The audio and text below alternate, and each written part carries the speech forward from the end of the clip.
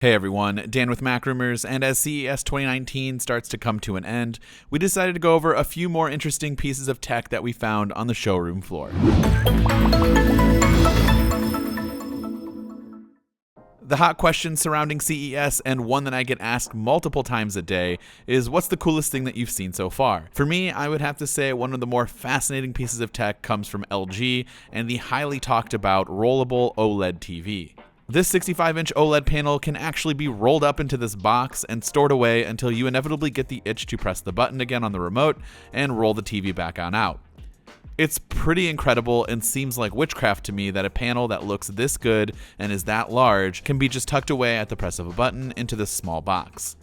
The box, which also doubles as a soundbar, of course looks sleek and minimal, and the best thing about it is it's no longer a proof of concept. You can actually buy one and it will ship this year. Prices are no doubt astronomical, but the future of television is very bright.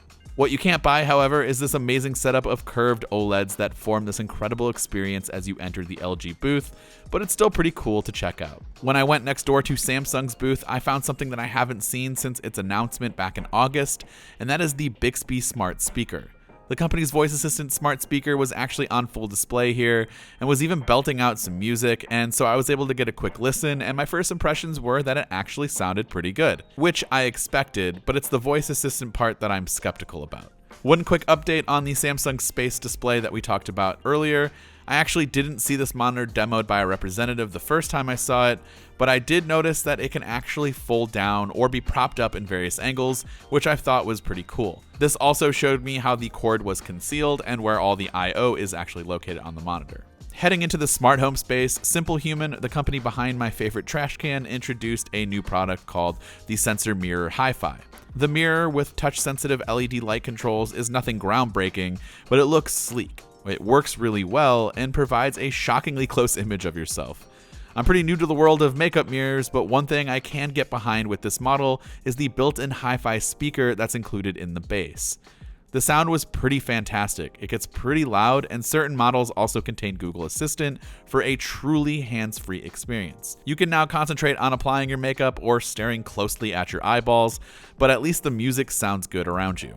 The voice-activated trash can from last year has a few voice command updates, like stay open, keeping the can open for a longer period of time, or you can say close can, which obviously closes the trash can. Moving on into the bathroom world, the company Kohler was making me rethink how I actually use my bathroom. They introduced a few new products like the Numi 2.0 intelligent toilet with a much-needed heated seat, some mood lighting, and Amazon Alexa support. The Smart Fill bathtub from Kohler was also displayed, which can automatically fill up your bathtub to the perfect temperature and level of water. So gone are the days of waiting to find the right temperature and also possibly flooding your house because you forgot that you were running the bath. Some other miscellaneous smart home or lifestyle products include this nanoleaf-like set of tiles called a Lumetric Sky, which can not only display a bunch of cool colors in a pattern of your choice, but also some information like social media subscribers or followers, stock prices, and even Slack messages for you workaholics. Perhaps the most practical, it can also display the time, which is actually the name of the company's first product, which was also a similar concept, but more for the desk or home office. Aura is an accessory for your Apple Watch. It's actually a smart band that connects to your Apple Watch and has a sensor that shoots electrical currents through your body in order to gain information like weight, water, fat, and muscle.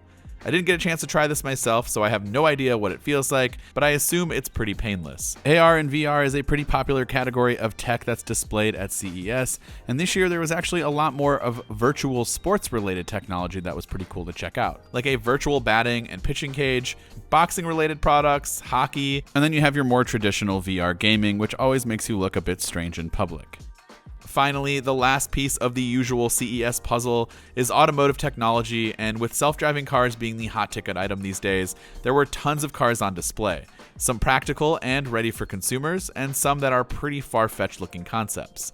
Nevertheless, I always enjoy seeing the tech that's going on in the future of vehicles, whether it's how they drive or the tech inside the vehicle itself. The second coolest thing that I saw this week at CES, however, belongs to Bell's Nexus Air Taxi. In a collaboration with Uber, which the company hopes it will be its future of transporting people around town, is a hybrid air taxi with a 6-fan rotor design and can lug 4 passengers and the pilot almost a couple hundred miles on a single charge. Of course, this is still just a concept, but it's now in a 2-scale format and was pretty incredible to see. Let us know your thoughts on CES 2019 and what was your favorite piece of tech from the show in the comment section down below. This has been Dan with Mac Rumors. Thanks for watching, and I will see you in the next one.